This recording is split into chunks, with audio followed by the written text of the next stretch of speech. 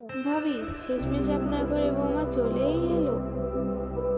বৌমা না, মেয়ে এসেছে ভাবি। ভাবি, বৌমাকে বৌমার মতোই থাকতে দিন, নয়তো আপনার মাথা উঠে নাচবে কিন্তু। মাথায় উঠে নাচুক বা ছাদে উঠে নাচুক, তাতে আপনার কি ভাবি? আর এমনিও বৌমাও আমার, মাথাটাও আমার। আপনারা তো আগুন ধরছে কেন ভাবি? আমি তো এটাই বলতে চাচ্ছিলাম ভাবি, এখন থেকেই বৌমাকে হাতের মুঠোয় রাখতে হবে। এসব তো আগে হতো ভাবি, এখন তো আমি এটা চাই বৌমা যেন আমার ছেলেকে টাইট করে রাখে, আর সাথে প্রতিবেশীদেরকেও। আসলে আপনার বৌমা কোথায়? কাজবাজ কিছু করে নাকি সারাদিন রুমে রেস্ট করে? আরে ও কেন কাজ করবে? না এটা ওর বাপের বাসা, না এটা আমার বাপের বাসা। তো আমরা দুজনের কেউই কাজ করি না। আমি তো এটা ভাবছি প্রতিবেশীদেরকে দিয়ে কাজ করাবো। ওদের তো অনেক চিন্তা আমাদের ঘর নিয়ে।